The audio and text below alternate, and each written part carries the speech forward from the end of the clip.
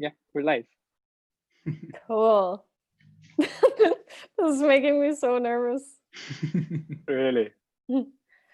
Shall I put the YouTube in the background so that we can have a constant echo? That would be fantastic. Well, hello everyone, and welcome to the webinar on Postgraduate Studies by Project Access. We're very excited all to be here and to introduce ourselves to you guys and talk about how to apply for a postgraduate degree. So today we'll be talking about what is a postgraduate degree, what can you use it for, how to apply, and how to finance your degree. So please note down any questions that you have, because we'll have a Q&A at the end, and you can send them all through the slider link, which is located in the YouTube comment. The webinar will last about an hour and will be available for rewatch on YouTube afterwards. So thank you so much for joining. We're very excited to do this with you, and we'll first do a short introduction to what is Project Access, and then we'll go around and introduce ourselves before diving into some of the specifics about a postgraduate degree. So starting off a little bit about Project Access. So it started in 2016 by a group of students at Oxford who wanted to level the playing field for underprivileged and non-traditional students around the world who wanted to seek higher education at top universities, mainly in the UK. Then throughout the past 4 years, it has moved on to now universities in the US as well, and we're working on getting access to more top universities around the world. So we're now mainly focused on some of the top ranked universities in the US and the UK. And we help students by providing them a one-to-one mentorship by pairing the mentee with a mentor at a university of their choice, usually according to their preferred degree and country of origin. We also have what we call an online knowledge base on the website. I think it's now called the Access Academy, where you can access articles about how to apply for all the different types of degrees out there, both for undergraduate and postgraduate studies. We have mentors from all around the world and had now helped over 3,000 students and have campus communities at most of the target universities that we have and are continually growing. Please feel free to visit the website where you can learn more and apply for a mentor. That is the core of what we do. And we really hope to be able to help everyone get into their dream university. So let's take it over and introduce ourselves. Maybe I will start, and then Simon, you can go next. So my name is Nina. I'm originally from Denmark. I did my undergraduate degree in political science and French at Columbia University, and now I'm studying for a Master of Science in Criminology and Criminal Justice at Oxford University. Currently residing in Denmark because of the coronavirus, so my degree got cut short a little bit, but everything is fine with me. So any questions that you have for both the US and anything particular to criminology, you can just ask me. Simon? Yes, thank you so much, Nina. And yeah, hi guys, I'm obviously Simon. I'm also Danish, but from a different part of Denmark as compared to Nina. I'm also studying in the UK at the moment, but COVID sent me home to Denmark as well. I'm studying a one-year master's degree in management at the London School of Economics and Political Science. It's not my first stint abroad. I did my undergrad in Copenhagen, and through that I did a semester exchange at Harvard, and I've been to San Diego at UCSD before as well. So feel free to ask me any questions about any of those things. And then I guess beyond studies and so on, I like cycling. Over to you, Benjamin. Nice. Hey guys, so I'm not from Denmark. I'm from the UK. Right now I started my postgraduate studies in management like Simon, but that progressed from undergraduate in philosophy, politics and economics, both at Warwick. I'm not a cyclist. I like my tennis a fair bit, and then hopefully moving forward, I would like to be involved in social impact consulting, which is quite a mouthful, but quite a cool area as well. So Carl? Thanks, Benjamin. Hi, my name's Carl. I'm from Europe as well. I'm German, and I did my undergrad also in PPE, but at the University of Oxford at Pembroke College. And after that, I did a master's degree in economics at UCL, and sort of just hung around. And now I'm doing a PhD in economics there, where I research labor markets, inequality, and migration. I also like cycling. I generally enjoy being outside and do a lot of triathlon. Yeah, that's about it. Perfect. Thank you so much for introducing yourselves. So we'll get right to it, and we'll start with Benjamin, who'll talk a little bit about what is a postgraduate degree, the benefits and the drawbacks, and then some post-uni opportunities. Thank you, Nina. So yes, as many of you probably know, a master's degree is a form of advanced degree offered by many universities across the world, but there's a bit of like nuance there. There's many options you can take. And I remember when I was looking into my master, it was like there's so many routes you could possibly take. It's slightly dazzling, if that makes sense. So right here, you can see 4 of the kind of key routes that kind of, if you want to continue your studies to postgraduate level, you can take. Essentially. So the first one, a taught master's, is what myself, Simon, and Nina are doing right now. It is far and away probably the most common postgraduate study option. Many people you'll come into contact with will be doing a taught master's. And if you're in an undergraduate system right now, which I guess probably you all are, is very similar. You'll have exams at the end, you'll have kind of assignments along the way. So it's probably what you know. The other options you see here are probably a bit more distinct and different. So I'll quickly talk about those as well. So the research masters, what Carl has done before, is more if you want to focus on independent research. So it's not quite as structured as a taught master's would be. But if you want to kind of get stuck into one area and kind of lead quite nicely onto a PhD, fantastic. And then also what you should consider as well at this stage is professional master's programs. So often, I gave 2 examples here, the postgraduate certificates in education, the PGCE and the GDL, a conversion course, and some other ones there as well. They're kind of geared more towards employability in a certain sector. So I'll contrast those to taught master's programs. So taught master's kind of gives you a broader range of options for employability, so on. But professional masters, if you want to get stuck in like a certain field. And then before, you could do a PhD at this level. I'll advise doing a master's before it. It's not mandatory for a lot of places, but all the kind of masters you see on here probably lead quite nicely onto a PhD. And a lot of other options as well. So that probably leads us quite nicely to talking now about the benefits. So next slide, please, Simon. Cool. Okay, so here again, these benefits aren't going to be exhaustive. They're just some thoughts that we had, and they probably are the main benefits associated. So with a lot of kind of careers, they have kind of a lower bound to get in there. Often they are undergraduate studies, but for some specific employers, they do want a master's degree. So as I said here, improving the range and quality of your options is probably one of the main reasons people take postgraduate study. And then in relation to the next 2, it is often a sense that your undergraduate degree is fantastic, but then again, there's more that can be done with it. So you might want to pursue a certain specialized area within that, like economics comes to mind just quite easily for that. But again, it could help you transition completely to another field. The common one being, I think, in the UK especially, is a history undergraduate degree, and then you do like a GDL to then convert into law. So there's many options like that. And from my perspective, I think it's still university. Like, it's quite fun to be at university around like-minded people as well, and it provides you a fantastic way to explore new contexts and to meet new people as well.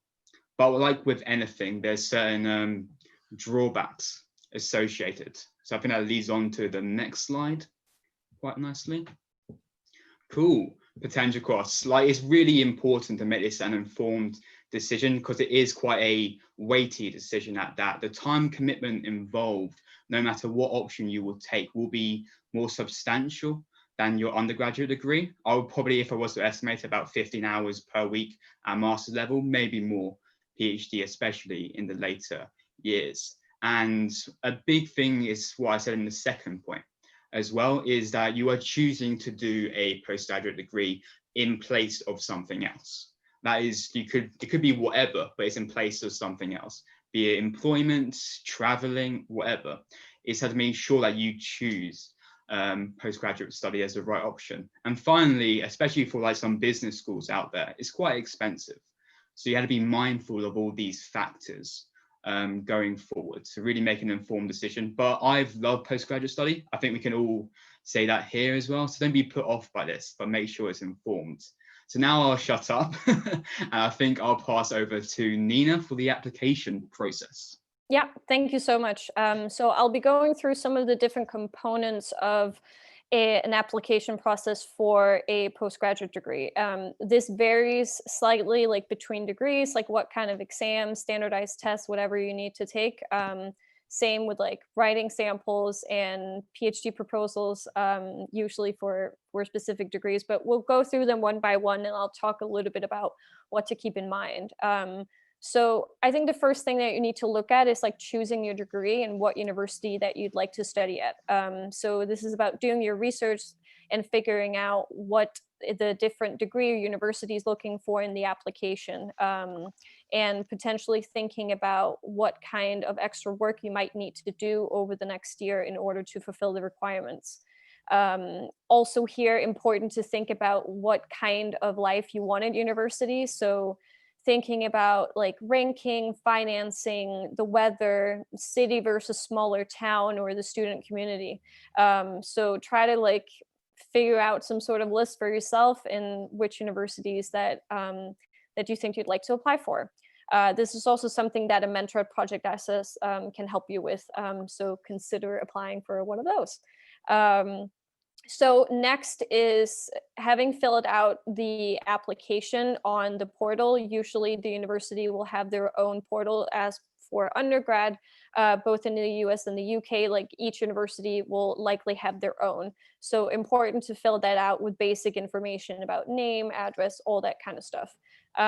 Next thing is all of your higher education transcripts are usually required. So even if you did like 2 undergraduate degrees, like you'll likely need to upload both of those.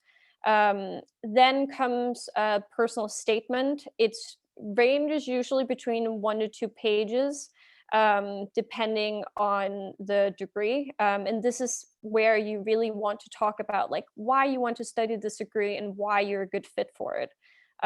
This is also a point where a mentor can really help you figure out what to write and edit it. Make sure that you write specifically what it is in that degree in the university that makes you a good fit for it. Then standardized test is probably one of the first things that you should be looking at. Simon will talk about more on that like in the next section. Here we're looking at like GRE, GMAT, LSAT, MCAT, like or the some other tests that are very specific to the degree that you want to study. Some degrees, especially in the UK, don't require that you take any of these tests. For example, my 1-year master's degree did not require that I did any of those, so that was fairly easy. Then next thing is some form of like an English proficiency test. This can be the TOEFL, the IELTS. Some universities will accept the Duolingo or the Cambridge test, but be really aware of what the requirement is for the different universities. The TOEFL is usually the one that most will accept, but be aware of this. Then letters of recommendations, usually between 2 to 3, again, depending on the program. For postgraduate degrees, this can more often than not be both academic and professional, whereas an undergraduate letter of recommendation is usually from one of your teachers. So if you've done like a cool internship or have had a job for a couple of years, sometimes you are allowed to use a reference from your boss or superior. Then in terms of writing samples, I think this also ranges a bit between degrees, but it's usually finding some sort of like really good paper that you wrote during your undergrad. Hopefully you can find something within the area of study that would look best, and hopefully something where you earned a really good grade on it. And usually the universities will also have a cap, so it's like max 2,000 or 3,000 words. They don't want to read too much stuff. Then specifically for PhDs and some other more creative masters, they will look for a project or a PhD proposal. If you have any questions about that, I'm sure that Carla can talk a lot about that. So this is about like what you want to research and why, and I think it's usually between like 1,500 and 3,000 words, really going into the specifics about what it is you want to look at during your PhD. So next is the resume, between 1 to 3 pages. I think in the US, we usually only like resumes that are 1 page. I think in the UK and generally Europe, it's more okay that it's longer than that. But I think for universities, it's usually okay that it's a little bit more than a page. So it lists all your educational, professional, and volunteer experience. And that leads a little bit into honors as well, which is also something that you can either put in your resume. Sometimes there's a box on the application portal where you can put this as well. So this is anything from like scholarships, fellowships, and any type of honors that you earned during your undergraduate or other postgraduate degrees. So it can be whether you were on the dean's list, if you got a first or top of your class, anything like that. Universities really like to see those things because it makes you stand out. And then lastly is submitting the application with an application fee. And these can be quite expensive. So this is also something to take into consideration when you apply, because these can range from $100 to $200 per application. Sometimes you're able to apply for a fee waiver, but you can look at that from each individual university. So I think that's it. And then then Simon will talk about standardized tests and the English proficiency test, which again, like one of the first things that you should be looking at, because that is what's going to be taking most of your time. Yes, thank you, Nina. Yeah, so I'm definitely here to talk about the far and away most exciting thing about applying to graduate schools. I've segmented the types of tests that you may encounter into 2 buckets, one being the language tests and one being the admissions tests. So within the language test segment, I've just highlighted the 2 most common ones, as Nina mentioned, the TOEFL and the IELTS. The TOEFL is short for Test of English as a Foreign Language, and IELTS is short for International English Language Testing System. And as you can see in the green box here on the slide, the 2 tests are far and away quite similar. They're similar in terms of the components that they test. It's usually something about reading some text and answering some questions based on what you've read, listening to some audio, answering some questions again, and speaking again, and then writing a piece as well.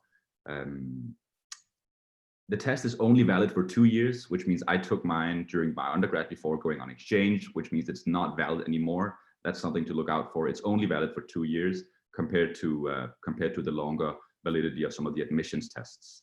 And these admissions tests is what's up next. I've grouped 4 of them here: the GRE, the GMAT, the LSAT, and the MCAT. So lots of acronyms going on here as well. GRE is short for Graduate Record Examination, and as I've written here, it's the broadest of the 4 tests that I've included here. You can use it to apply to a wide range of different graduate programs. I could have used it to apply to management at LSE, but you can also use it to apply, say, for physics. So it's a very broad test. And as a disclaimer, I can say that I've personally taken the TOEFL test and the GMAT. So those are the 2 I know the best, but I also know a fair bit about the other ones. I'm not going to spend too much time going into the specifics of these tests, because you can read it on the slide. You can read all the prices and so on the slide. That's not the most important takeaway from this presentation. But I'll say that the GMAT, the LSAT, and the MCAT are all specific to distinct areas of study. GMAT is short for Graduate Management Admissions Test. And sort of the M in GMAT alludes to the direction, the business school direction really of the test. So I took the GMAT before applying to LSE, and And it's a test designed for, as I said, business school applicants. The GMAT is quite similar in terms of structure to the GRE. It has 4 sections instead of 3, but it tests your verbal and your quantitative reasoning and your analytical and analytical writing and your integrated reasoning. The GMAT is scored from 200 to 800, but it's important to note here that only the verbal reasoning and the quantitative reasoning parts count towards that score. So know that whenever you hear somebody talk about a GMAT score of, say, for instance, 670, it's only their quantitative and verbal sections that are included in that score. You get separate scores for the analytical writing and the integrated reasoning tests. Now, as you can see here, the GMAT along with the GRE and the LSAT is valid for 5 years, which is a fair bit of time here. The LSAT is targeted towards law school applicants, but in terms of what it covers, it seems that the structure is quite similar to the GMAT as well. It's again something about logical reasoning, reading comprehension, and so on. Now, the MCAT that targets medical school applicants, MCAT is short for medical college admission tests, seems to be more subject specific. It's not as general or as broad as say the GMAT or the GRE. Here it targets more specific knowledge of, for instance, biology and biochemistry or psychology and sociology. The MCAT is scored from 472 to 528 with the median score or the middle score being 500. And here, note that it's not valid for as long as the other tests. It's valid for 2 to 3 years, depending on the college that you apply for. But as I said, I'm not going to spend time diving into all the details of these singular tests. You can just pause the recording of this video or look them up themselves. What I do want to talk about instead is some of the tips that I've built up during my test taking experience. And I think tip number 1 and 2 go quite well together. I think the first thing I'd say to anyone considering taking, for instance, the GMAT is don't underestimate it. It's a big time commitment. And it's probably unlike anything you've ever taken before. But segueing into tip number 3, don't be too intimidated because these tests are learnable. They're not like skills in these tests are not God-given. It's something you can learn, something you can practice, and it's really a lot about practice. It's a lot about running through a lot of previous test questions. You can do that using prep courses. I used a prep course for my GMAT practice, and there are tons of prep courses available. Consider that if that's something for you. It may be, it may not be. You may also consider studying with friends. I did that for a little while and found that quite useful because if there's a concept or a particular theory that you don't really understand, a good friend might be able to help you out. And then I'd say to improve your practice efficiency, I would say have a target score in mind. Sometimes the colleges you apply for will have like a median GMAT score listed on their website. That's typically a good thing to sort of have a look at and aim for score-wise. And then once you practice, as you do all this practice, as you run through all these past questions, keep track of the areas that you're good at, and in particular the areas that you struggle with. I remember having like a massive Excel spreadsheet when I did the GMAT where I inputted all my questions, whether I got them right or wrong, and what sort of the question type was, whether it was arithmetic or algebra or exponents, for instance, for the quantitative section. Because doing that allows you to target your areas of weakness. It allows you to weed out the sort of the struggles that you have with test taking. There's no point in spending tons of hours practicing something that you're the world's best at. Rather focus on what you struggle with. And then tip number 8, get good before getting fast. You'll realize that with all these tests, you'll be under time pressure. That's inherent in the test. That's just how they're designed. But make sure that you get how to solve the questions, and then once you have that solid foundation, once you know how to approach the questions, then you can try to increase your speed, time yourself, do diagnostics tests, and so on. And then obviously familiarize yourself with the test procedure. What's the order of the sections you'll phase? Will there be breaks? Can you design the order yourself? That sort of stuff, so that once test day arrives, there'll be no surprises. And then tip number 10, and this is actually super important, allow time for a do-over test. Exactly, because these tests are unlike anything you've ever faced before. And even if you've practiced to the best of your ability, you may have as like a tough time during the test for whatever reason. It may be that you didn't sleep well the night before or so. So do allow time to do a do-over, have a retake essentially. So don't take the test the day before the application deadline. Make sure that you have time to take another one if necessary. And I think with that, I'll move on in the presentation. Thank you so much, Simon. That was really informative. Carl, do you want to take over now and talk a bit about postgraduate financing in the UK? Yeah, of course. Sounds good. Just one thing here that I'd like to put out is a lot of this funding is very decentralized. So everything that I tell you here is probably just going to scratch the surface. And I think what's important is that when you search for these things, for the funding opportunities, that you just follow a few steps, but don't get flustered, because it can be hard to find these things and it might take time. So don't give up too early. Don't be discouraged if you don't find anything right away. That just as a disclaimer before I'll start talking about that just a little bit. I'll first of all focus on masters, because with PhDs, there's generally a better infrastructure, because people obviously commit for a longer time and they're a bit more advanced in their academic career, I guess. So there's a bit more of an infrastructure for funding there. Well, certainly in the UK, there's a very, well, not obvious option, but so a lot of people will have a tuition fee loan from their undergraduate degree. And there's a very similar option for postgrads, and that's the postgraduate master's loan, which you can get from the student loan company. I think it's about up to £10,000 that you can get from them, to very similar, if not the same conditions that you also got on your tuition fee loan for your undergrad. So that's the first thing I would look at. Then the second step that you have to do is, I would write to the department of the university that you're applying to and ask, hey, can you recommend any scholarships? Because there might be scholarships available either from that institution, or they might have specific links. Then the second step, I think, would be to look for country-specific scholarships. So I only know this for Germany, but there's a ton of foundations around that will offer money, often specifically for people studying abroad. There are also great organizations that will help you apply to these organizations and kind of like, first of all, sort of find out where these scholarships might be that might fit your skill set or your CV. For example, Project Access has a partnership with an organization called Applicade, which does that for Germany. So also get in touch with us if you're struggling with that, because we can help you. Ask your mentor if you're a mentee. There are organizations which can help you kind of help you see, stop not being able to see the forest for the trees, if that makes sense.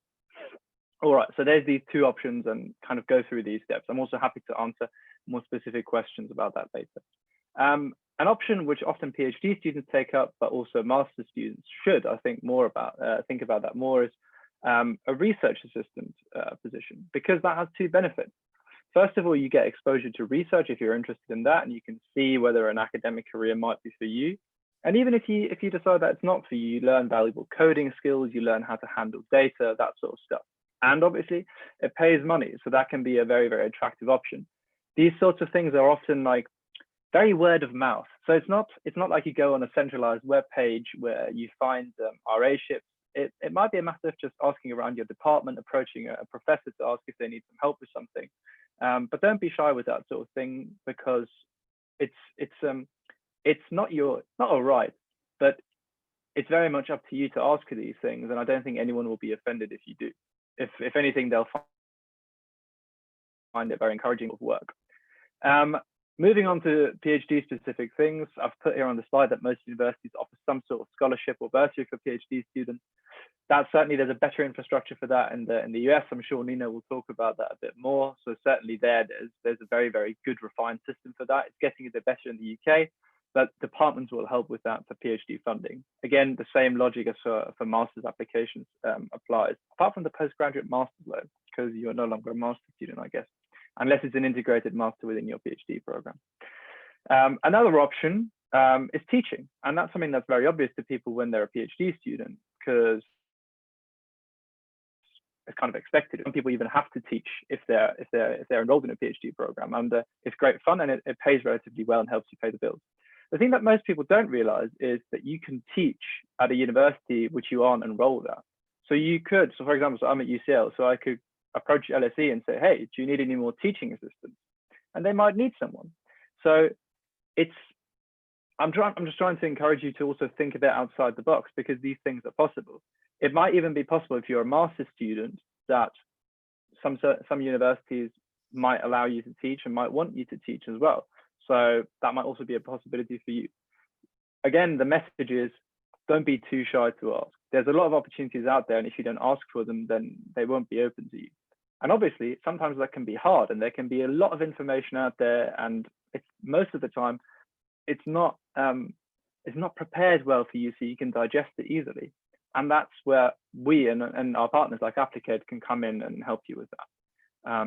Yes, so that's an overview, and I'm happy to answer any questions about that later as well.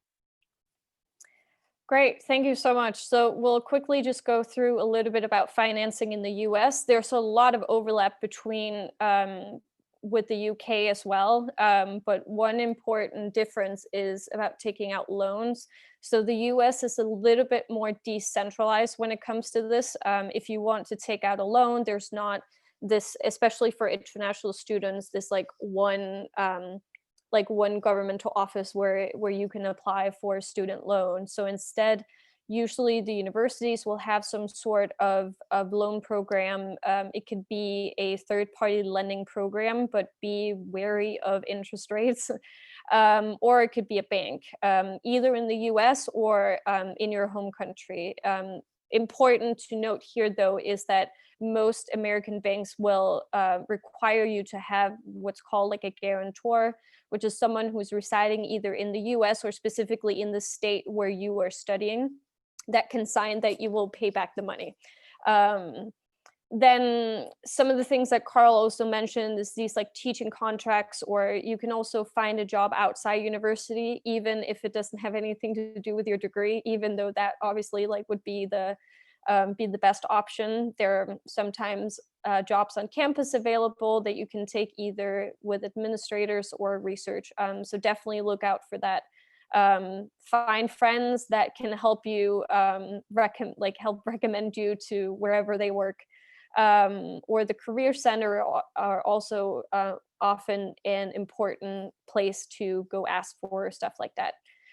In terms of like PhD and master scholarships, in the US, they are usually divided between merit and need-based. This becomes a bit complicated for international students because sometimes they are not available for need-based financial aid. So here, your best option is probably to either apply yourself or be considered for a merit-based scholarship. You can also search for some of the bigger ones, such as the Fulbright. There's also the Knight Hennessy at Stanford that you can apply for. But think about and do your research in advance, because usually this requires a separate additional application. So be aware of that. Then Carl also mentioned this as like research assistant position. You can also apply for fellowships, which are very common in the US, which will provide you with funding for usually like an entire year of you doing research in a specific area. So that's also an option for you. Think about these as like internal versus external. Sometimes the university will have internal research positions and fellowships, but there are also external organizations which will pay for this. In terms of like financing a PhD in the US, I'm not an expert on this, so take this with a little bit of a grain of salt. But usually you won't have to pay for it unless the PhD specifically requires you to take some classes. Sometimes you will be required to then pay for those classes. But it varies so much depending on the department and how much money they have. So, I mean, I see usually that in STEM fields, there are a lot more money, so they will be able to pay you more, or you won't have to pay anything. Whereas in social sciences, there's usually a little less. So definitely look out for that as well. Yeah, I think that's about it. Anybody from the panel who wants to add anything before we go into Q&A? Not from me, no. All right, well, thank you so much, everyone. So we'll now go to the Q&A. I think Benjamin will handle that, and we'll all be available for questions. Yeah, I get the fun job, basically. Okay, so guys, remember, click on the link to Slido next to YouTube. Currently, we only have 2 questions. And if you guys don't send in any, I'll have to make us some boring ones and quite untailored ones. So please do send in as many questions as you have. So the first one here is, Nina, is probably most appropriate for you, is how likely is it that they will be able to find a mentor that is interested in a similar field as them? Like, basically, how does the matching process work? So we don't have as many postgraduate mentors as we have for undergrads. So we unfortunately can't, and especially because the postgraduate degrees are so specific. So it will likely be difficult to find someone studying specifically what you want to do at the exact university that is your top choice. But we try to do our best to find someone at least familiar with the area. So if it's economics, like someone who studied something in economics, but maybe not specifically what it is you want to do. It could be the arts or humanities and so forth. We used to put a lot of weight on finding someone from your country of origin, but we found out that that's not actually that important for postgraduate studies.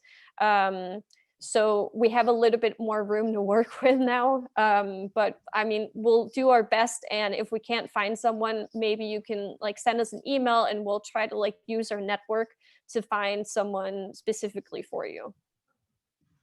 Fantastic answer. And then this question can apply to anyone, is how soon after completing undergraduate studies should one consider postgraduate studies?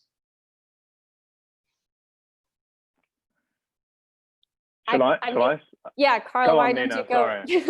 No, I was just going to say that, I mean, it depends on what it is that you're looking for. Like I went straight from undergrad and into my master's. I'm now applying for law school in the States, but I'm going to take off a few years now before I go do that. So, I mean, it depends on your situation, what it is you're interested in. My experience is that they don't discriminate on age. So if that's something that you're afraid that they'll do, then don't be worried about that. I'm sure that Carl will have something to add. I mean, sometimes like I think it might be important to consider it fairly early, at least in terms of like getting letters of recommendations. Sometimes universities will have like an online portal where you can store those. So that's definitely something that I would consider. But other than that, then it's up to you. Yeah, I agree. I think it's completely individual. It can even be advantageous to wait. So I know a lot of people who started to work and then their employer paid for part or even all of their master's degree, which is fantastic, right? That kind of relates back to what we were saying about funding. I think it's really down to how you feel about it. If you feel ready and you think, oh, I want to go on, I don't know, you enjoyed your dissertation or something, then I mean, go for it, apply for it and do it. But even if you've applied for it and you've got the offer, you can still say, oh, I might want to defer. So I think it's really up to you to do it. I don't think there's any sort of advantages or disadvantages in general, either way. With a PhD especially, to come to that specifically, I think, a lot of people take some time to work in between and kind of like figure out what they're interested in. And that's almost common practice. Obviously, you can also do it straight out of a master's, which is absolutely fine. Individuals, so don't be afraid in any way. Go on, Ben. I completely agree. I was going to say anecdotal evidence from my side. I'm the youngest in my course by far. I'm 22 right now, so I went from undergrad to postgraduate straight like Nina. And I think there's some people on my course that are about 30 that have like kind of complex kind of career stories as well. So as kind of the 2 panelists have just said, it's completely up to you. Yeah. Does anyone have anything else to build on that before moving to the next question? Yes, I have a single point, and that's simply just that sometimes there are programs that encourage or even require you to have a tiny bit of work experience. So also do look out for that. I know, for instance, that at LSE, there's a program that requires you to have a few months of work experience. And then my story as well is straight from undergrad to postgrad, but I did a year of break, a gap year before starting undergrad, so I think it makes sense for me to go straight on. However, had I not gotten into LSE in my first attempt, I know I would have taken a year off and then applied again. So echoing the other three, it really depends on your own circumstances, but do check whether programs require specific work experience. And I think the next question builds on the point that you mentioned, Carl. It was about how some employers pay for postgraduate studies, and I'm not sure if it applies to anyone here, but does anyone have any specific examples of employers that they know pay for? Yeah. So the most obvious example of this are all of the big consultancies. So, for example, I think McKinsey have got, anyway, I don't remember the exact name, but basically they tell you if you've worked for us for a year or two, then you're eligible for this scheme where you can do a master or even a PhD, I think, in some cases, and they contribute towards your fees. There are some strings attached in a way where I think you have to work with them afterwards for a certain amount of time, which makes sense, right? Because these sorts of things, especially if they're paying for something like an MBA, which can cost up to 6 figures, which in that case is fantastic that they pay for it. But if they support that and it's so expensive, then obviously they want something in return. So yes, those are some specific examples. Another employer who does that quite frequently is the Bank of England, or civil servants that get paid, that pay their employees to take a master's. Again, there's this condition that you have to return to that employer afterwards. But yes, it's I think there's a lot of opportunities out there for that sort of stuff. Yeah, another example is if you want to study an MPP or an MPA, which is a Master of Public Policy or Public Affairs, a lot of governments will pay for that degree as well. Again, wanting to then for you to come back and work for them for a couple of years, that can also range quite a bit. But there are lots of opportunities for both companies, governments. Like I think every single kind of like area of study, you will find those opportunities. Agreed. And then to move on to the next question, I think we all here have done full-time master's programs, so we can't really relate as strongly, but does anyone have any ideas about the pros and cons of part-time master's programs and whether it's worthwhile to save up for a full-time one? I know a little bit about it as well, but maybe Carl. I've done a part-time master's, but anyway, go on. Sorry, Nina, do you want to go first? No, you can go first. So I did my MSc full-time, and then the first year of the PhD at UCL is a part-time, is a master's degree as well, technically. And I did the exams there part-time, and worked as a research assistant alongside that, just to find out how research work was I don't know, how I enjoyed that. And to me, that was a really good opportunity to do it that way. I think it really depends on the outside option that you have, or what your motivation for doing the master's part-time. I don't know. What do you guys think about the merit of doing it in 1 year or not? I think if you want to do it part-time and you've got something else that you're doing with your time, so the other part of your time, then it's worth it. And if you don't do that, if you don't have that, then it might be more difficult, I guess. Yeah, agreed. So, I think, sorry to cut in there, Nina, but I think at Warwick, they're quite well known for their kind of distance learning programs, which are inherently like part-time, essentially, and they're kind of aimed more towards kind of like late 20s age, where like you have a family or like you're in like quite serious employment. So I think the main benefit of part-time is having the kind of learning alongside what you else are doing. So I would say it's kind of, if possible, you don't have that commitment, then probably a full-time one would be quite strategic, I think. Yeah. I think that you will find that there are, I can like specifically speak to Oxford, there are a bunch of master's programs that you can apply for part-time. Some of the people in my program who did part-time, so instead of doing it over a year, it was over 2 years, and they just did half of the amount of courses that we did.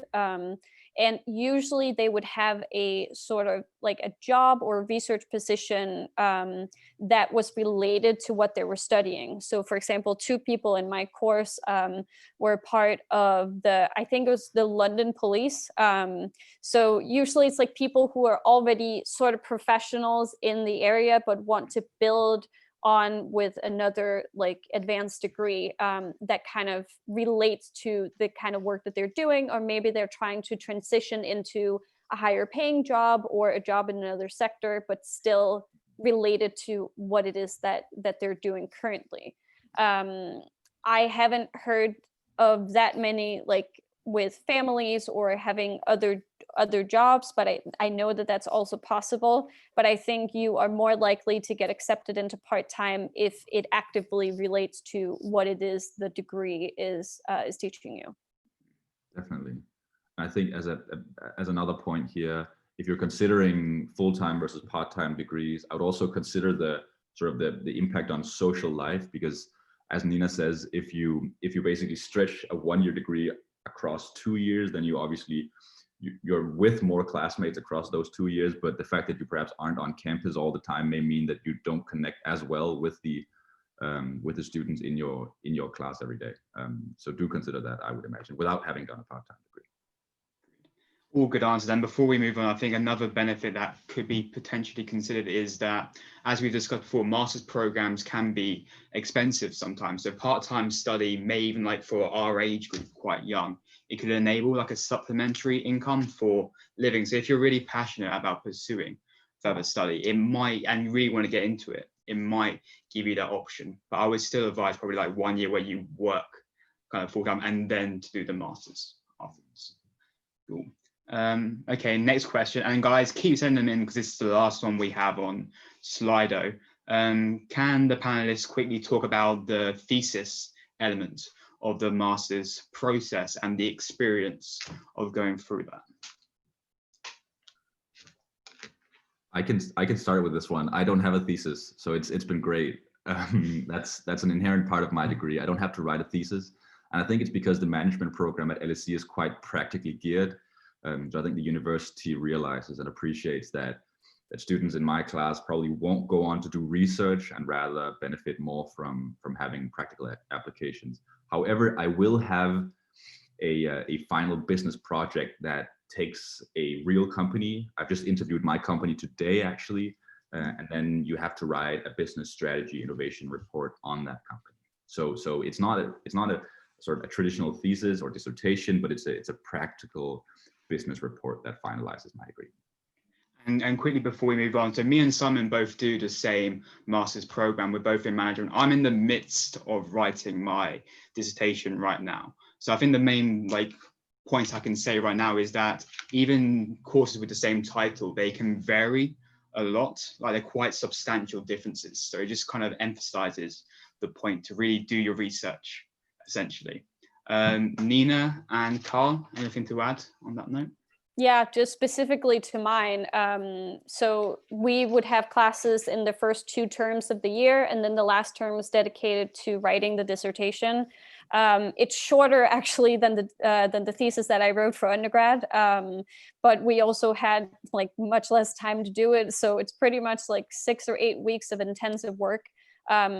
At least in my department, it was very open to what we wanted to study. Obviously, like Corona kind of put an end to any kind of field work and interviews that people were planning to do.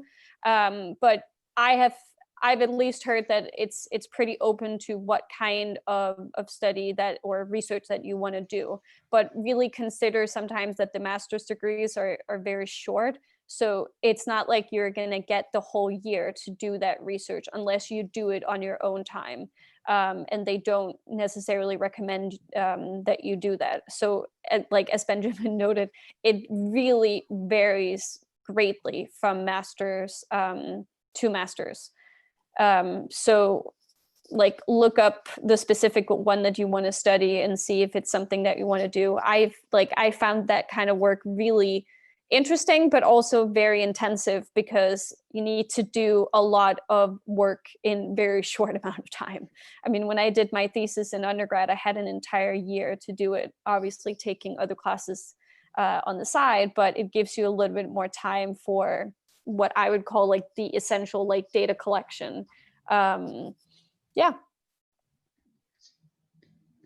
Carl, anything to add on that note? We have got another question, but yeah, anything to add? Yeah, I'll just I'll make it brief. So for me, the dissertation was really important, and when I chose my master's, because I didn't get the chance to during my undergrad, because I would have only had a term to do it, and that would have been alongside revision for finals. So that was too much stress, and I chose not to do it. And I found that that was really frustrating to not kind of get that experience.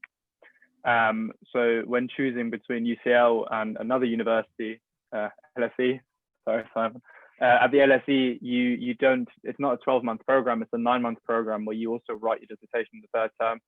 And that can be great, but at UCL, it's a 12-month program, and we got the entire summer to just focus on the project.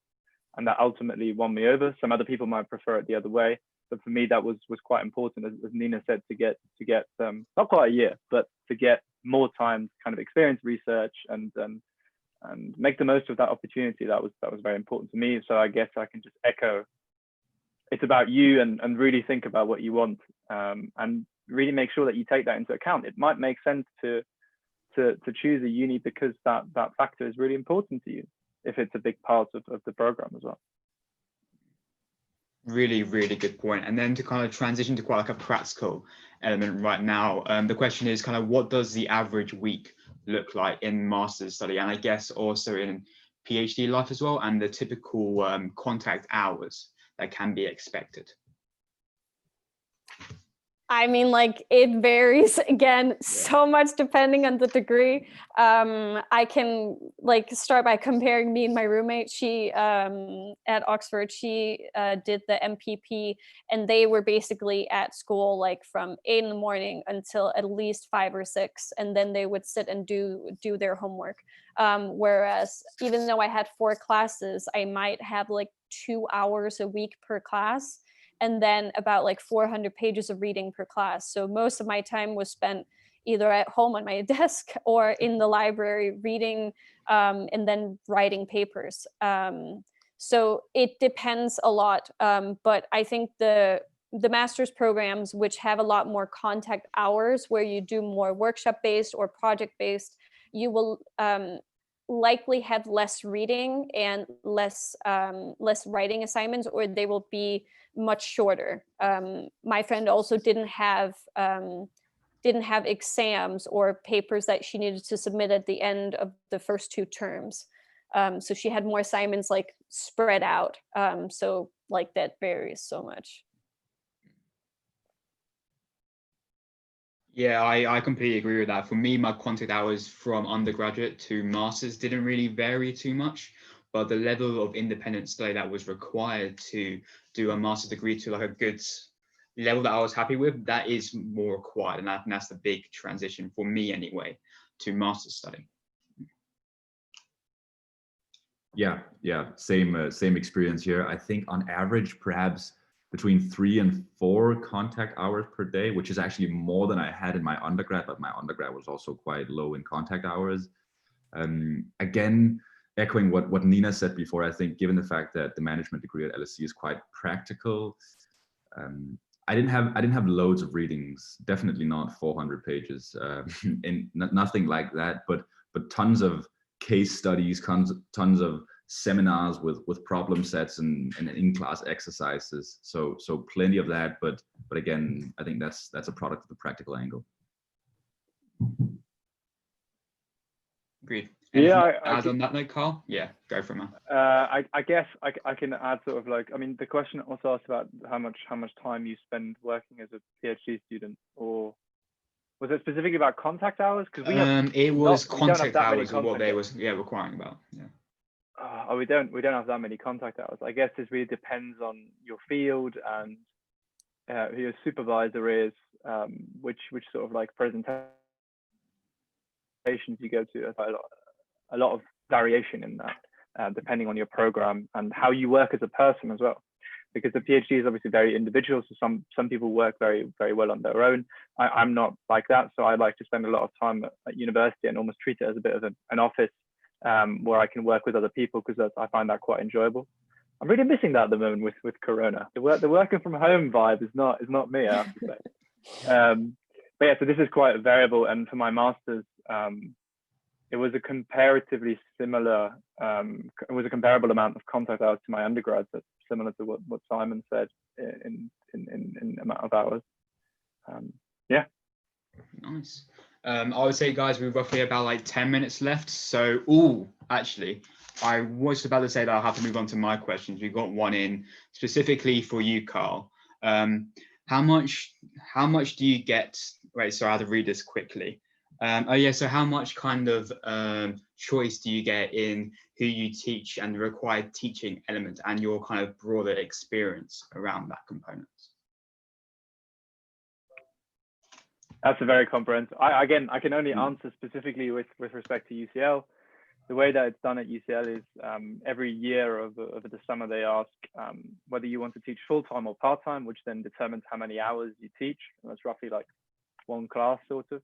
They ask you if there's a specific course that you'd like to teach, and if you've spoken to the course administrator, the course lecturer, and then if you haven't got that, then they sort of ask you what sort of areas you're interested in. And then based on that, they basically, I think you could say they've got a massive Excel sheet and they try and match people based on their preferences. So they take that into account, what you want to teach, but sometimes that might not be possible. But my experience around that is, so I teach an undergraduate finals module in economics of growth. I really enjoyed the teaching. I find it very rewarding. I was a bit daunted before I started. I thought I'd be heckled, but it's a fun perspective to have, I think, as well, because you sort of it's all of the material that I did in my undergrad as well. And in my undergrad, I was sort of like very worried about getting it wrong, and very worried about not getting it right, I guess. And doing everything by the book and like getting everything perfectly. And when you're sort of like on the other side now, and you see that people should be a bit more relaxed and really care about understanding it, and not approaching things with fear is a bit strong, I guess, but with worries all the time. I find it a very rewarding experience. But yes, so they do take into account what you're interested in as well. At UCL, at least, UCL economics. Yeah. Sorry, Nina and Simon, but Carl is proving very kind of popular with the fans right now. And someone has asked kind of what is the pathway to academia after kind of master's study, and just roughly around like, will you be a professor after your PhD? That element, I guess. Was there a specific question about me, whether I'm going to be a professor? Yes, it was. Is Carl a professor after his PhD? Yeah. I don't know. We'll see. So the way that it works in economics is, well, I guess there were two kind of parts to this question. Part one is coming out of a master's into a PhD. What a lot of people do in economics, at least, is they work as a research assistant for a year, and they kind of get exposure to the field. They get to know people in the field, and then they apply. Some people, like I did, apply directly. At UCL, if you complete the master's degree with a certain grade, you also have an included offer for the PhD program. So that's a very convenient path, I guess. And then from PhD to academia. So I think in economics it's about, I don't know, but a lot of people don't go into academia after a PhD.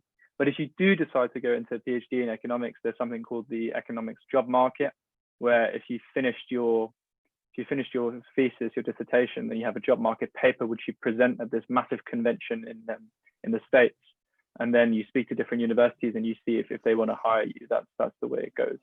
And for me, I'm very interested in that, but over my life I've learned that you never know what's going to be in a couple of years. But yes, certainly an attractive option. And I think the key thing is over the PhD to kind of get to know loads of people, meet people in academia, speak to them, find out how they're finding it, and kind of like make your mind up. Those two steps, there's a lot about, first of all, thinking whether it is for you, I guess.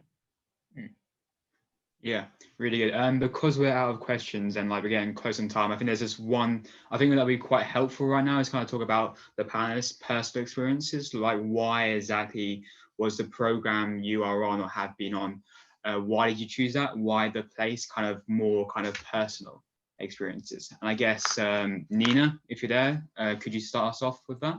So why I chose the master that I did, and Essentially, and like your thought process surrounding why a master's would be good. It's very broad, but I think that'd be quite helpful. Yeah. So while I was finishing up my last year of undergrad in the US, I didn't know what I wanted to do. I was interested in a lot of different things. I had gotten very interested in law and actually wanted to go to law school, but I just couldn't see how I was going to finance it. So I started to look at law-related master's degrees, specifically in the UK, because I wanted to have a different experience as well. I wanted to be closer to my family, because I had been living in the US for 4 years. So I thought it would be nicer to be a little bit closer to home. So, I mean, it was a lot of different considerations for me. I also considered, if I want to live and work in Europe, it is very preferential for most companies that you have a master's degree. I already knew of companies where I would only be able to apply if I did have a master's.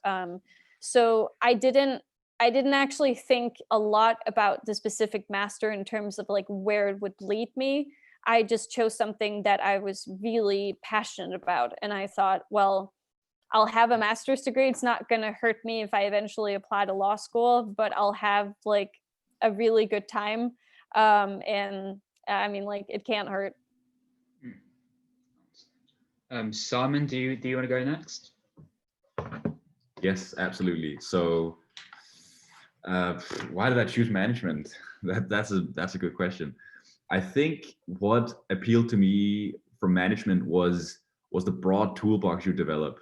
I did my undergrad in Copenhagen at Copenhagen Business School in a field called International Business. And that was also a very broad degree. So in that sense, I moved from a broad undergrad to a broad postgrad, but there was still this common denominator on all my LSE modules of the sort of the managerial angle on everything. So right, we did statistics, but we did statistics for managers, which means that we didn't spend too much time doing the sort of the nitty-gritty computations of statistics, but more so on the interpretation and sort of making statistical output actionable. And I really like that. I really like the managerial and sort of the leadership perspective on it. And at the same time, maintaining the broad overview, maintaining a broad toolbox that would allow me to plug into most companies and be of value. So I guess this degree, the management degree at LSE, has really sort of built me into like some sort of Swiss Army knife that knows a little bit about everything, but not too much about anything, without taking anything away from the degree. I've learned a ton, but a ton about a lot. And Carl, do you want to finish that question? What a fantastic way to put that, Simon. I think I came from a very similar direction, in the sense that I did a PPE undergrad. I don't know how you felt, Benjamin, but for me, it was really interesting to be very broad, but I kind of realized throughout my undergrad that I was really interested in economics, and then I wanted to focus in economics because I thought I'm not done with that yet, and I wanted to do the dissertation, like I said, and that kind of gave me the option there. And then over the course of my dissertation, it went fairly well, and I was enjoying it. And yeah, then sort of like stayed with my supervisor and stayed on. And here we are. So yes, they were all decisions that were made. It was never a long-term plan, but it was very much, there was obviously, you have this idea of where you want to go, but it wasn't like I'd meticulously planned out these steps. It was kind of at every junction almost, I sort of like reconsidered and thought, what do I want? What are the options? So don't worry too much if you don't know what you want to be doing in 5 years, because I think very, very few people know that at the time. And obviously think about it, but don't obsess, because things will also come. Completely. And then to end this question part, any final words any of the panelists will have to, the people watching at all? Believe in yourself. like, don't like, I hope no one comes out from this webinar thinking that this is way too much and you can't do it. Like, obviously, like, apply for a mentor, project access, because it helps a lot. But just give it a go. Like, I never thought that I would get into either of the universities that I did. It's a lot of hard work, but it's really worth it and very rewarding. So yeah, that's my final words. For me, piggybacking off of what Nina just said, don't view the application process as this one gruesome monster, but break it down into manageable pieces. I mean, take one step at a time. You know, okay, I want to do the GRE test, for example. Then you start planning towards that. Okay, find out who you want to recommend you. Like take it one step at a time, manageable pieces, and then it's doable. I would say get advice from people. I think always speaking to other people and really asking them, even those questions that you think might be stupid. I think 99% of the people that you speak to are really friendly and they will not think that they're stupid questions. Take that advice, but also don't let it be overbearing. Also follow your instincts, but make sure that you've asked people. I think kind of getting that balance right is really, really key. Yeah. I guess to wrap up then, if you want people to ask questions too, there are emails along the right-hand side. Feel free, I guess, to send a message about anything and everything, but not everything, kind of, you know, this fear. I don't actually know how to turn this off, but thank you guys all for watching. And yeah, send any messages you do have. Bye. Bye. Yeah, thank you for tuning in. Bye. Okay.